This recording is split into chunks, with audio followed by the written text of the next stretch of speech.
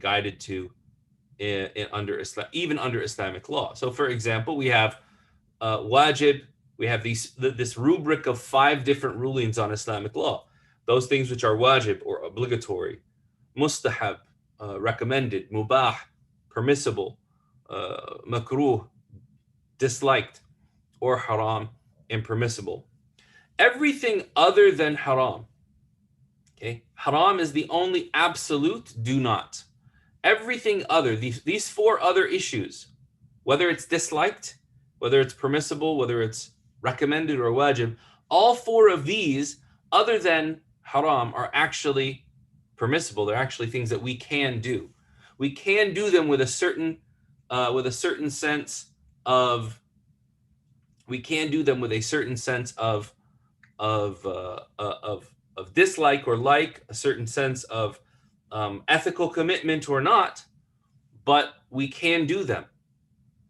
So when we're talking about Islamic law vis-a-vis Islamic finance, or we're talking about Islamic finance vis-a-vis Islamic law, we should not only be focused on whether this is something halal or haram, but we should be focused on whether it is halal and whether it is good, very much like our discussions of halal meat. فَكُلُوا مِمَّا رَزَقَكُمْ حَلَالًا طَيِّبًا. So eat from that which he has provided you, which is halal, meaning it has been slaughtered properly, and tayyib, it is wholesome and good. The Prophet ﷺ, he said, "Inna Allah tayyibun la yaqbalu illa tayyiba." Allah is wholesome and he only accepts that which is wholesome. So in the formation of laws and in understanding the laws, we have to understand not just how they function, right? And say, oh, we have a fatwa or a precedent from the past, but we have to say, do they have a good result? Where are the results taking us?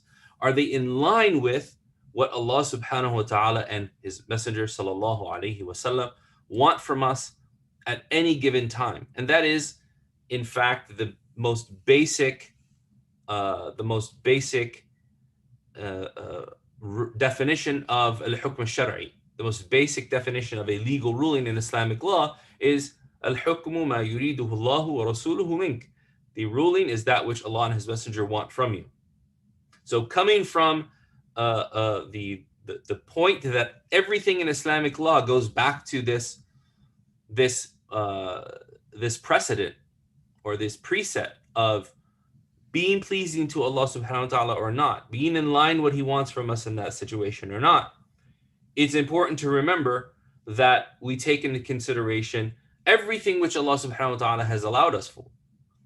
وَإِنَّ اللَّهَ يُحِبُّ أَن تُؤْتَى رُخَصُهُ كَمَا يُحِبُّ أَن تُجْتَنَبْ مَحَارِمُهُ أو كما قال صلى الله عليه وسلم. Indeed, Allah loves that his dispensations he has given be taken advantage of, just as he loves for the things that he has forbidden to be avoided. This hadith was specific about, or was mentioned specifically after talking about the dispensations of travelers and shortening their prayers. Okay, one more point about the law and about fiqh and about the fiqh rulings. And I'm not in any way denigrating or saying that we should not be taking into consideration the books of fiqh. I believe wholeheartedly that we should be taking those into consideration. However, they must be read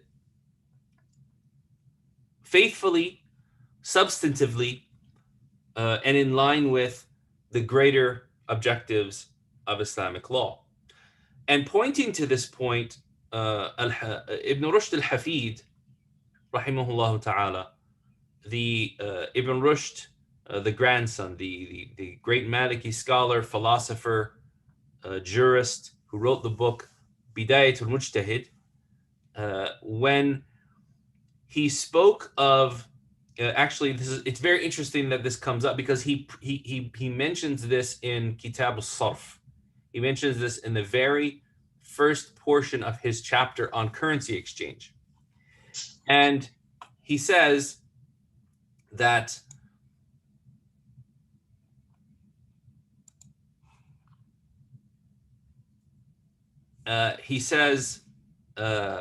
that in his chapter on currency exchange, He says, let me give an example. And I'm paraphrasing here. He says, let me give you an example of a person who walks to a marketplace and their slipper, their sandal has broken, or their shoe has broken, or their khuf has torn, and they want to get it fixed. So they see two stalls in front of them. In one stall, they see a man sitting, doing not much of anything, but around him are shoes of all shapes and colors and sizes. His entire shop is just full of shoes. And next to him is a person who's sitting there with simply a raw leather, string, a needle, a hammer, scissors, and the tools that he needs to make a shoe.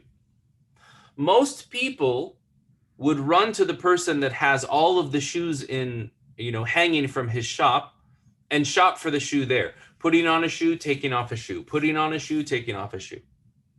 He says, what in reality, if the person wanted to get something that fit his foot exactly, masterfully crafted, and specific to his situation, then he would have gone to the person next to him that has the scissors and the leather and that can craft for him what he needs. So mentioning this, it's very important that we not treat the sources of Islamic law dogmatically. And we not take the absence of something in the past to mean its impermissibility in the present. Back to the topic of cryptocurrency. When issues of cryptocurrency first came out, one of the things that was used by scholars that prohibit cryptocurrency was to say that, well, cryptocurrency is not found in the works of Islamic law. It doesn't have a precedent, and therefore it's not permissible. Now, they had other reasons, and we'll talk about some of those other reasons as well. But this is a very common retort to any form of progress or any new contract form under Islamic law. They will say, هذا لم يرد به الشرع ولا يوجد له مثيل في كتب الفقه فلا يجوز. This has not been found in the Sharia. It has no precedent in Islamic books of Islamic law, and therefore it is not permissible. Now, the problem with this is this belies the same approach that earlier scholars used in creating their own rulings of fiqh. For example, one of the most common contracts in Islamic finance today and in the medieval period was known as istisna. And istisna is essentially a procurement contract where you contract with someone to procure, construct, and then deliver a specific item, or a specified item, should I say. Is it ijara? Is it a lease? Is it an employment contract? Is it a sale? Is it wakala? Is it brokerage? Is it a partnership? It's none of those. It's all of those. It's not found during the life of the Prophet alayhi salatu wasalam. And therefore, one could rightfully say it has no basis in the texts that have reached us. But was the point of what the Prophet ﷺ taught us to simply adhere dogmatically to the contract forms of his time? Or was it for us to take the substance of what he taught us and apply it continuously to the forms that face us? And indeed, it was the latter. Even the Prophet ﷺ, when he came from Mecca to Medina, in the hadith of Ibn Abbas that's found in Sahih al-Bukhari, he came, أتى النبي صلى الله عليه وسلم المدينة فوجد الناس يسلفون في الثمار السنة والسنتين فقال عليه الصلاة والسلام من أسلف فليسلف فليسلف في كيل معلوم أو وزن معلوم إلى أجل معلوم. So the Prophet sallallahu alaihi wasallam came to Medina, Ibn Abbas said, and he found the people creating forward contracts, selling the future yields of their harvest, of their agriculture, of their fruits and vegetables, 1 or 2 years in advance. So he said, if one of you is going to sell in advance, then he has to do for a known volume, a known weight, and a known delivery time. And building upon this, scholars have said anything that removes doubt and ambiguity from the item of sale must be included in the contract, even if it's not present at that time. So notice the Prophet ﷺ simply modified for them a contract which was being used at that time, and did not simply bring to them a contract that was on a silver platter for them. So I think that idea of law, we can sum it up in that we want to remain adherent and faithful to the substantive rules of Islamic law that we find in our rich tradition, without being dogmatic or forcing ourselves to give up what benefits us simply because it does not have a cognate found historically. That doesn't mean that we don't have a ruling for it. Some things may turn out to be haram. Some things may turn out to be halal. Some things might be in that space between makruh and wajib. However, it's important that we understand the law as the jurists understood it, and not simply as an act of historiography or of historical record, but we understand it as a living system for analyzing relationships. So that's the first circle. The second circle, and I'm with you for some time this morning, alhamdulillah. We're going to have plenty of time for questions, inshallah ta'ala. The second circle is the circle of ethics. Ethics have been spoken about in many different works, many different genres under Islamic law, under what they call, the books of fiqh. We have the books of adab, we have the books of suluk, we even have the works of tasawwuf, we have the works of raqa'iq. All of these titles at times will have chapters about ethics and ethical dealings. In fact, that Imam Muhammad ibn Hassan al-Shaybani, rahimahullah, the great student of Imam Abu Hanifa, when he was asked, why doesn't he write a book in zuhud? This is another genre that has these things, asceticism and giving up the worldly life. He said, why should I write a book on zuhud when I have already written a book on transactions? I've already written a book on buyur. So ethics is defined as a set of moral principles. It's the principles of conduct that govern us as individuals or groups, and that's what we find in these genres of akhlaq and suluk and so forth. Now, when we talk about finance, ethics have to play an essential role in not only our individual financial dealings, but also in guaranteeing market integrity, in the function of an investment industry. So if we have an investment that's marketed as Islamic, yet defrauds people or instills in them a sense of fear, or makes them feel that they're being taken advantage, then we have to review and reassess the adherence to what's being marketed under the name Islamic. Now, this can be anything from, ethics can be anything from our individual dealings and being honest in trade, to providing investor protection when they enter a deal. Trust, however, is absolutely paramount. And whenever we have more trust, then everyone working in the financial sector will be able to make better decisions that are closer to the objective of the law and are ethically sound. Now, you might say to yourself, well, why focus on ethics? Isn't the law enough? Isn't fiqh enough? Akhlaq and fiqh, ethics and rules, they're intertwined. When we have ethical standards, they help us develop better rules. And better rules help individuals and help groups.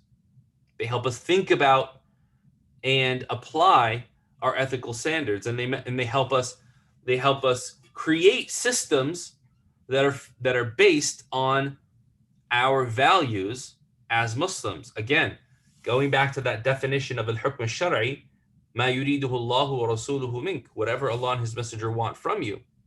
So sometimes what Allah wants from us when we're faced with a very difficult situation, or we're faced with making a decision between better and best, or bad and worse, even when we're forced with something like bad or worse and worst, choosing one of them over the other is an ethical decision that has to be informed by our values as Muslims. The Prophet ﷺ, he said, pointing out this importance of ethical decision making in dealing with others. He ﷺ, he said, "Al-bayyani bil-khiyari ma lam yatafarraqa. فإن بينا وصدقا بورك لهما في بيعهما وإن كتما وكذبا محقت بركة بيعهما." Two people transacting have the option to walk away as long as they're together. If they are truthful and transparent, then blessings and barakah will be placed in their transaction. And if they are secretive and lie, then the barakah, the blessing of their transaction, will be wiped out. So it starts from us as individuals.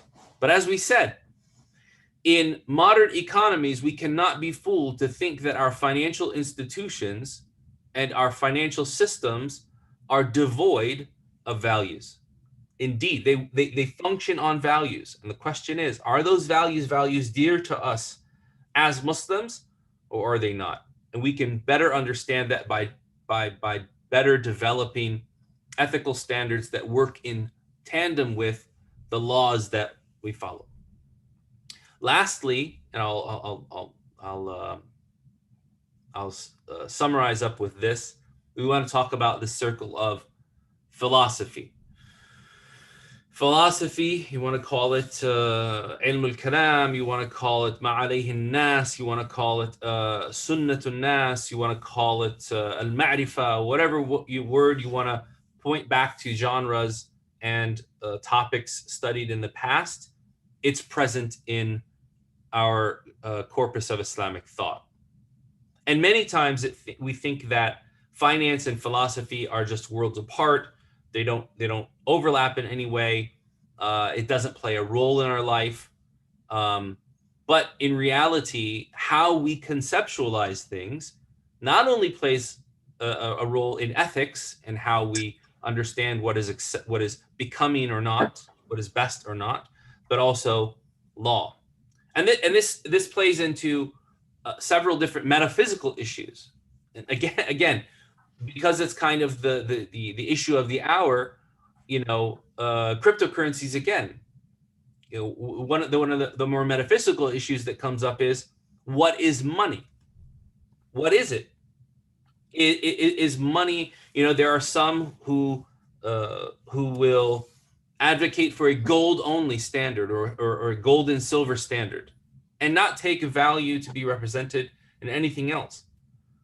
Others said no, anything which has predominant that functions predominantly as a store of value, then it is to be considered money. There's certain narrations from some of the earliest scholars of Islam, like Imam Malik and others. Imam Malik said, if the hides of camel were to be taken and cut into denominations and used between the people of currency, I would apply the rules of riba to that. So there's that metaphysical issue of representative money overlapped with the law of riba, which overlaps with ethics. Another issue, metaphysical issue, is what is finance? What does it mean to finance something? Is it simply, lending in interest? Is it simply interest-based transactions? I think Islamic finance as a whole has shown that financing through equitable partnerships has been possible, even through debt-based sales has been possible, but sales, not lending. And one area that needs to be explored more by people in Islamic finance, and inshallah, if you all are doing research at the university, you can look into this, is the idea of revenue shares and technical partnerships. There's a lot that can be benefited from our corpus of Islamic thought and Islamic law that really has not been brought to the forefront, but there's a wealth of information there that would benefit us in that. Another area of philosophy is the idea of economics and the normative values of economics. How do Muslims understand, given their value system, the ideas of, say, efficient market theory? And is it always important to be efficient, or are inefficiencies actually beneficial to the law and to ethics? For example, the hadith of the Prophet sallallahu alaihi wasallam, I believe it is the hadith of Abu Sa'id or Urwa, where Bilal radiallahu anhu came to the Prophet ﷺ with dates. And the Prophet ﷺ said to him, they were in Khaybar at that time. And the Prophet ﷺ said, how much are these dates? And min ayna laka hadha al-janib, where did you get these fine dates from? And Bilal said, we purchased these fine dates, these good quality dates, with 2 bushels, 1 bushel of these fine quality dates for 2 bushels of bad quality dates.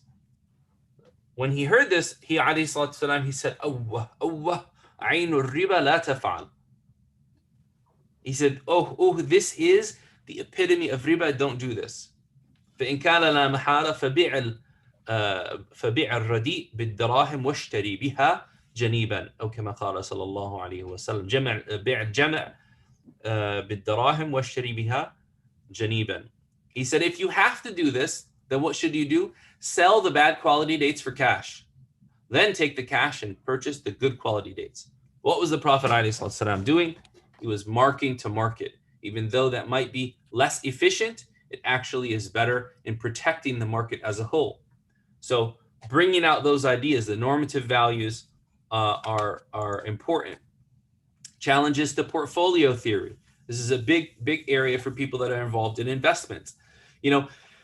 Is having fixed income on the books a necessity? I think Islamic finance and investments has shown that that's not necessarily the case. You don't necessarily have to have fixed income on the books, and reassessing those types of theories is important.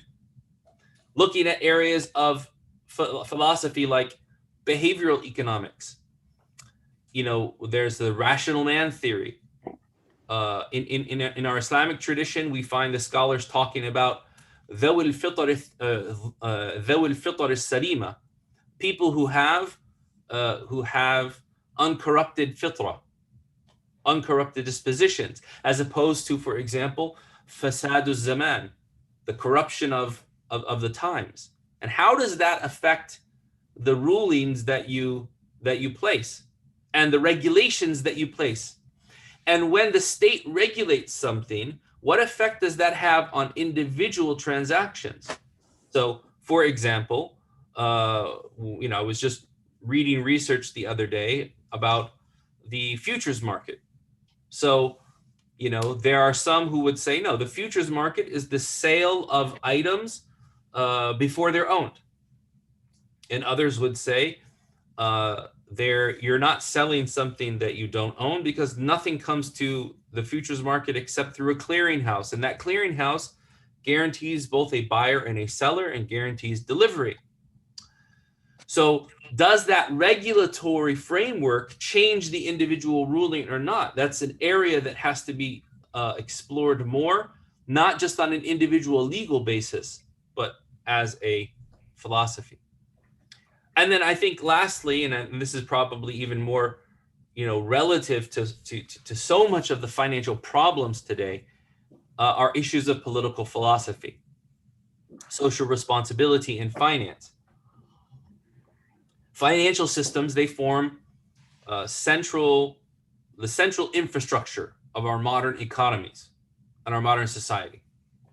And they have private elements like insurance companies, investment funds, commercial banks. They have public elements like central banks and regulatory bodies. They have, in our Islamic system, they have not private, but not public. They have a third charitable component, which are the systems of awqaf, of endowments and arsad, trusts, that they themselves function as players in the economy. In fact, fascinating research has been done on the role of waqf in creating economic catalysts in society. Finding a proper balance between these, and I think what's really most important for us as Muslims is to revive the system of waqf and trust, but also to revive the system of free market entrepreneurship. In many of our Islamic Muslim majority countries, the barrier to entry is extremely high because innovation has been regulated by the government so much. Dropping those barriers to entry, allowing individuals to thrive and find their own voice in becoming innovative in the economy is super important.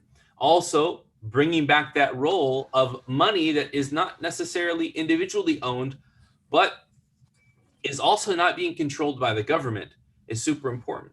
I mean, imagine, if the wealth of Jeff Bezos was, functioning in a waqf, it would be doing so much good, right? But at the same time, would be bound to take into consideration the benefit and the harm relative to the people that it's serving, instead of being simply subjected to one person's inclinations or inhibitions. So there are a lot of different issues that come up when we talk about political economy. Again, back to the issue of cryptocurrency. This is another issue that came up when we talked about, or when you talk about the creation of cryptocurrency. So as I mentioned before, some scholars would say, well, there's no precedent for it. Others say, well, the right to create money rests solely with the state. Therefore, if you are using Bitcoin, you are going against what rests with the state, and anyone who goes against the state and doesn't obey the Muslim leader, they have sinned. Now, the problem with that argument is, during the time of the Prophet ﷺ, there was no official currency. In fact, there was no official currency for the entire first generation of Islam until 70, when Abdul Malik ibn Marwan in the Umayyad period standardized the currency. Now,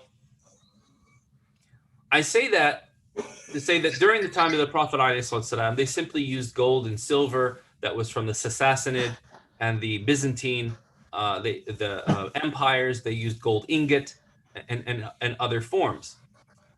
But the idea that the state has a monopoly on the creation of money was a later development under the law. Why did it develop? It developed because people would take coins and they would shave off the edges.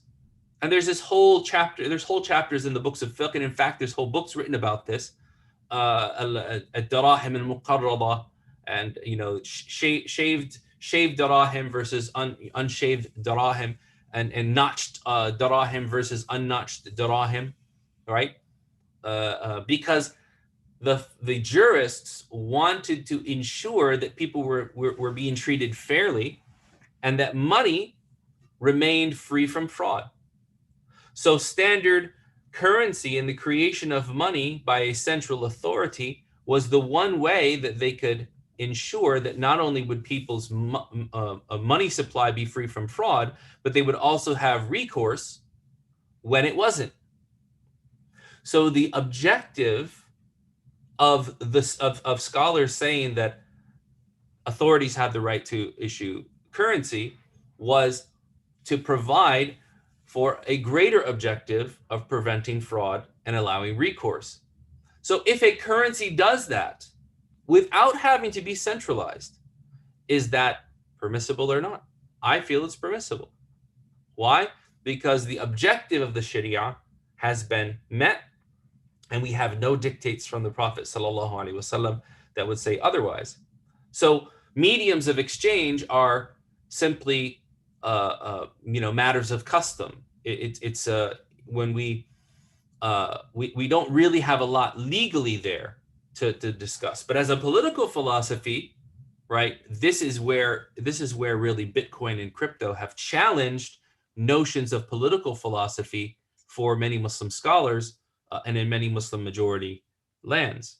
Why? Because it makes us reassess the priorities that were mentioned by medieval scholars based on what? Based on the custom and the convention of their time, without, of course, contravening anything which is found in the sacred texts of Islam. A few more points that I want to touch on, inshallah ta'ala, and then we'll open the floor for Q&A, is the issue of, financialization and democracy, or the democratization of financial access. And this harkens back to the issues of free market. So some would say, well, Islam advocates for a free market. Others would say, no, we want to, we have to control the market and prevent it from haram. Is there ever an in-between? Yes, there's always an in-between. And we're not, I find it funny sometimes when people engage in issues of political philosophy, and they set us as Muslims as having to choose between, say, well, is Islam socialist or is Islam capitalist? No, Islam is Islam. And Islamic thought is Islamic thought. And there may be issues that are in line with capitalist thought, and there may be issues that are in line with socialist thought, but we should never pigeonhole the entirety of our tradition into being defined by a later and less substantiated and less robust system. So, we have a couple of different precedents. If you want to read on something like that, look at the issue of price fixing. That's a very good case study of regulation. When and how regulation is allowed, what they call tas'ir in Arabic. Also, and lastly, I'll sum up with this, is the issue of distributive justice. When we talk about the philosophy of Islamic finance, where does distributive justice come into play? Is it something that should come into play? Access to basic financial service. So a lack of access to basic financial service creates a sense of unfairness. It can drive poorer individuals into a cash economy. Being involved heavily in a cash economy can make them vulnerable to exploitation. Making them vulnerable to exploitation drives them further down into poverty, makes it more difficult to build up savings. Even with microloan programs, which were brought to us as some kind of silver bullet to be able to take care of the issue of poverty, many microloan programs have excessive interest rates that are charged of people. Number one. Number two, you find many of those people trapped in paying those excessive rates over time. So while they might not be indebted to local loan sharks, they are still indebted to someone. And that someone exists outside of their context and is controlling their future. So this brings up the whole issue of political autonomy and how the local economy can be affected because of a lack of political autonomy, because of a lack of access to financial services. Mortgages, state funding, whether there's a minimum wage, whether there should be a safety net for all people. These are all issues that need to be explored. And because we're talking about it being Islamic and everyone will always ask for a precedent, there is a precedent, the hadith of al-araya, ashab al-araya. So during the time of the Prophet, alayhi there were some people who could not afford to purchase fresh dates when they were in season. So when fresh dates were in season, all they had to eat were old dried dates. And the Prophet ﷺ said, if for these poor people who all they have is old dry dates. Now notice we mentioned before the hadith that references Bilal and Khaybar, that the Prophet ﷺ actually forbade the trade of dates for dates. And he said, no, market to market. But in an instance when it had to do with distributive justice and access to basic services, he said, you can take these dried dates up to, but not more than, five uqiyah, 5 bushels essentially, right? And trade them for fresh dates. The question is, why did the Prophet ﷺ do that? He did that able to give a level of society a certain level of comfort that was only being afforded to people that had more than them, so that they would feel part of society and would not harbor in themselves rancor or hatred or a feeling that they did not have access to the good of society because they had contributed to that good of society. Most of those people were the people that labored on the same or in the same date farms. So I'm only mentioning this to say that we can find instances of political philosophy.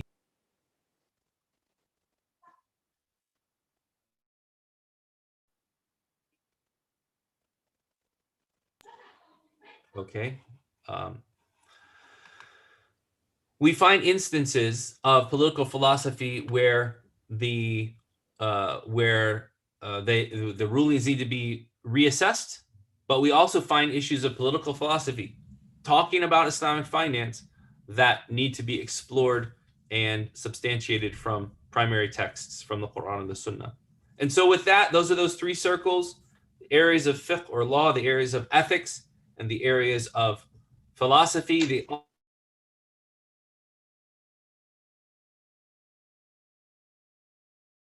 Assalamu alaikum. I think there is a problem with the mic system, please. Can you try to unmute yourself, sir?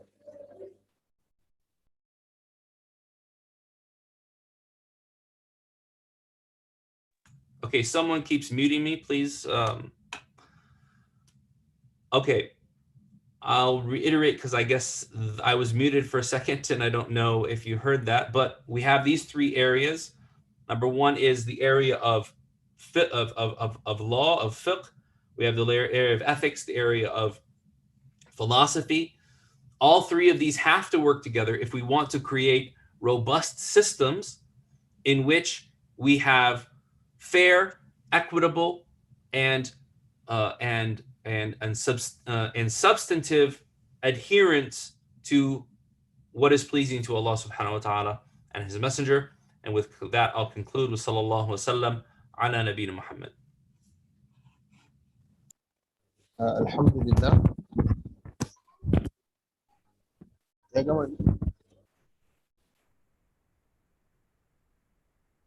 Alhamdulillah. Assalamu alaikum wa rahmatullahi wa barakatuh. That was a very educative session. Thank you. able guest speaker. We apologize for the inconveniences of the sound system.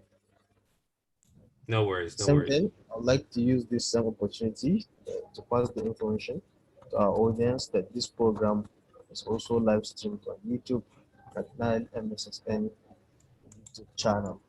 The program has been blessed by the presence of the Amir of the United Muslim Student Society.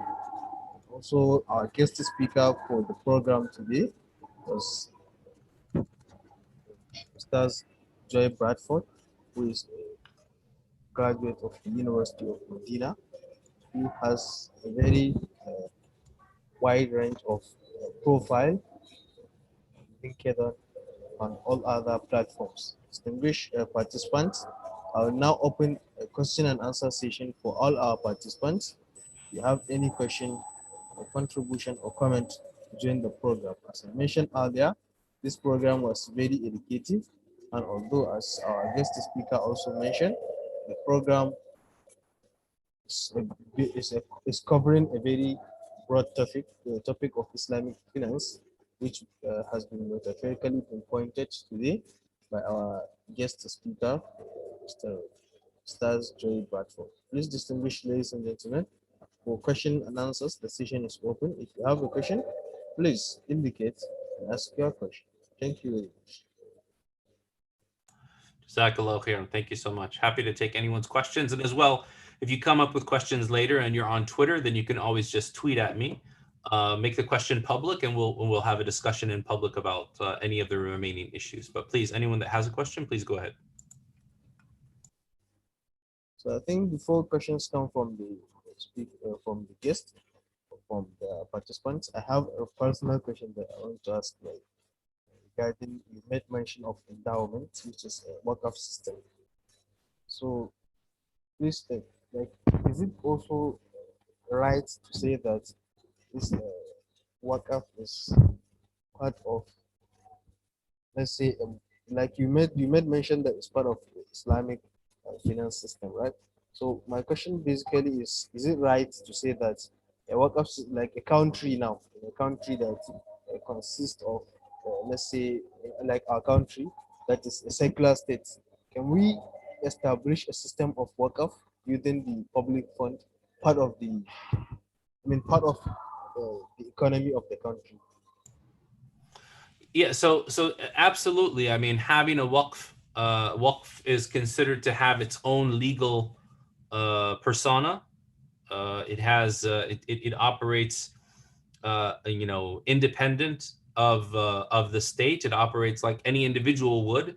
However, it doesn't accrue benefit or gain for any one individual, but for the benefit of a specific goal or a group of people, or whoever that the beneficiaries may be. But yeah, certainly, even within secular states, we can still have awqaf. And I think actually awqaf and the idea of waqf is a very viable way to for Muslims to be able to put their money to work for the greater good, while also not simply relying upon government services to be able to provide basic needs and provide good good services for people. In fact, I think if we probably have a stronger network of awqaf, both within countries and internationally, we could have an entire alternative economy that would be beneficial to the people, most first and foremost, without having to wait for government regulation. Allah knows best. This also, it's still on the Alcov system, like the issue of trusteeship, like all this concept of trusts. Like most of the Alcovs, like most of workups or endowments, are based on are maintained based on the system of trust. So most of them, like they set themselves, yeah, as maybe an incorporated trustee, something like that. So like, is it? Can we? The issue of now the question here is an NGO or a trustees organization or something, since this is a secular state, as you mentioned, like can it rely on solely non-political funding, What I'm saying by non-political funding is like donation and probably some economic activities. Can the question is just, can a work of or endowment engage in a business transaction to in Yes. order to So make a profit? So yes, exactly. So this is a huge misnomer that people have about awqaf or rust, which is the cognate to the trust in the Islamic system. In fact, there's a scholar from Sudan, Dr. Sadiq, who has Dr. Sadiq Muhammad, who has some excellent research about how the trust system in the common law actually came out of the rust system in Islamic law. But yes, trusts and awqaf can make profit. They're not there simply to be charities in the sense that they give everything away. No, they will. The trust or the waqf will own property. It will do business. It will make a profit. The question is, who does the profit accrue to? It doesn't accrue to shareholders. It doesn't accrue to owners. It accrues to the waqf. It's held in trust to be distributed for the needs of the beneficiaries of the trust. So if the beneficiaries of the trust are, for example, the poor, then all of the money that would be managed for providing for them. If it's for, let's say, for example, travelers of a certain type, that's another thing. If it's for students, then it would only be spent on students, and so forth. So it accrues to the benefit of a category, not to the benefit of shareholders or individuals. But definitely it can make a profit, and it should.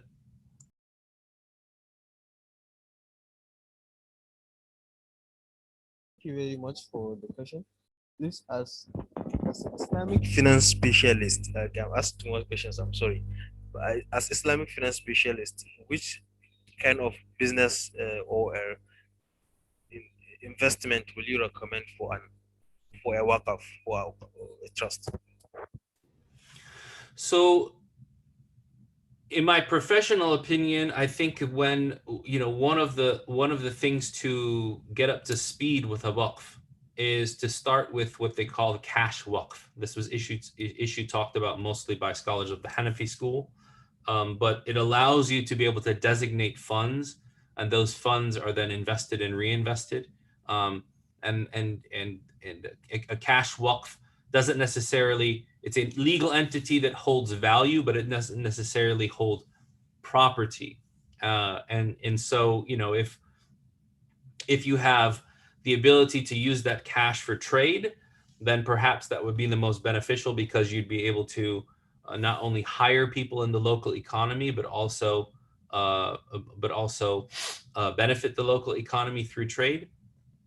Other than that, you can really pretty much do anything that you want through a waqf to be able to pull gains, or to create profit to support the beneficiaries. Thank you very much. That was very informative. Please, the audience and the participants, the question and answer session is still open for your contribution to the program.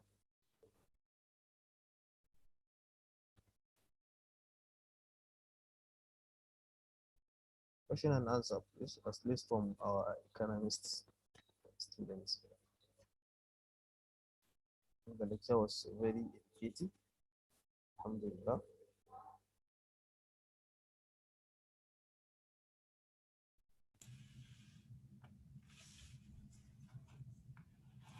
So if I can ask a question of you for your organization, and the Muslim Student Society there, uh, you know, are you, is the Muslim Student Society there very large?